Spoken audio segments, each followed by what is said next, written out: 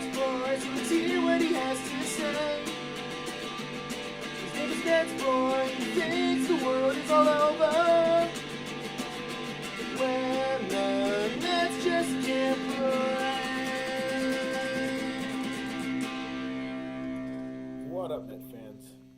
NetsBoy here, bring your latest in your anticlimactic, really disastrous, ugliest game I've seen in a long time.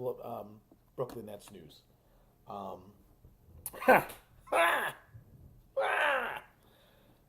Anyway, the Nets season is over.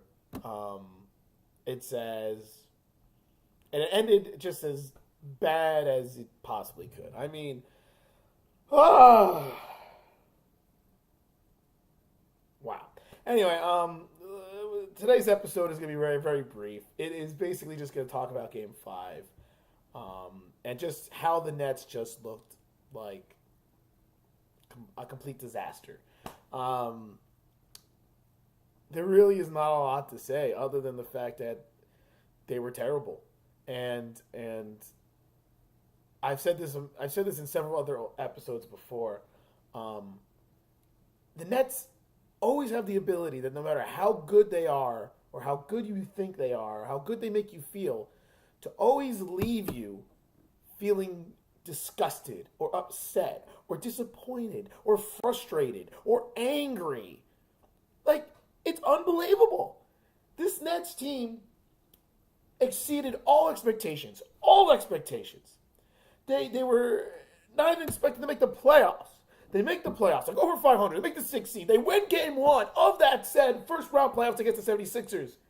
And yet, after all of this, after the great play of D'Angelo Russell, an all-star this year, we saw how great Karis LeVert can be. Jared Allen looked good. Joe Harris led the league in three-point percentage. After all this greatness, the Nets still managed to make you feel like they are a disaster.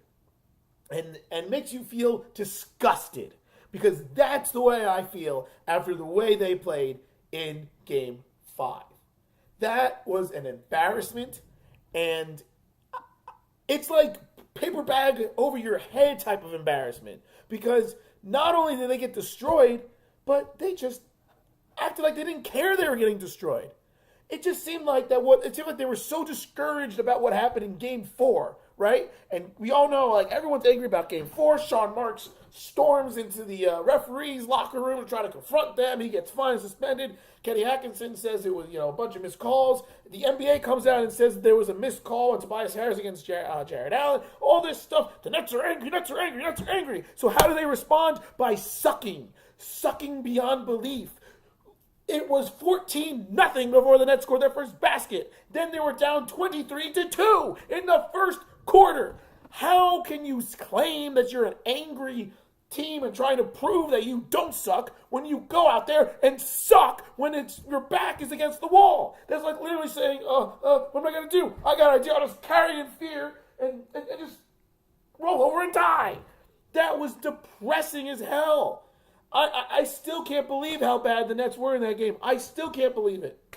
I never would have expected them to play like that. Look, I didn't expect the Nets to win. I said that before my last NetsBoy episode.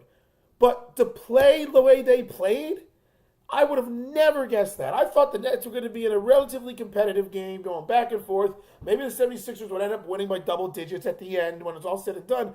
But I thought the Nets were going to come out and make it a game. Instead, the game was over after the first 5 freaking minutes.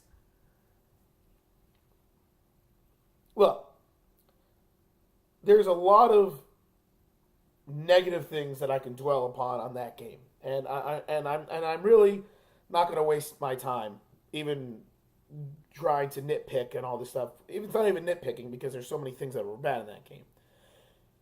I'm just going to say this. We have to try to look at that series as a whole. Let's completely forget about how Game 5 went and just say, you know what? When it's all said and done, the Nets made the playoffs. They made the 6th seed. And they managed to win one game in the series against a team that is a hell lot better than them. So we should take that for is what it is, which is very impressive and a very good start. And that's the way I'm going to be looking at this now. It's very hard because believe it or not, I'm a very pessimistic person when it comes to things like this. And I could go on a long rant about, how D'Angelo Russell's our all-star and how he didn't show up really much at all in the series. I mean, he had some good games in game 1 and 2.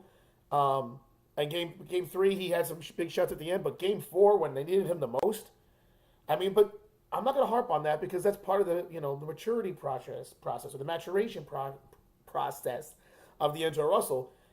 He needs to be able to say, you know what? And I think it's going to happen. If D'Angelo Russell does come back to the Nets next year and he's in a similar situation, I think he's going to be like, you know what?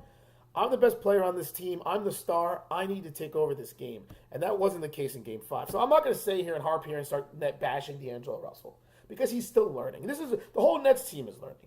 I'm not going to stay here and bash how Joe Harris, the NBA's leading three-point percentage player, was like 2 for his last, not even 1 for like 7 from 3, and really like 3 for like 15 in the entire series from 3-point land, and how he just played like crap.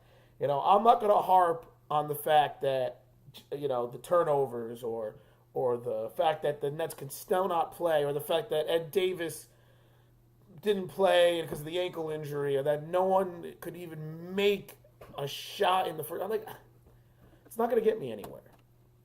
I'm just going to say that simply the Nets lost 5, and the future looks bright for this team. There you have it.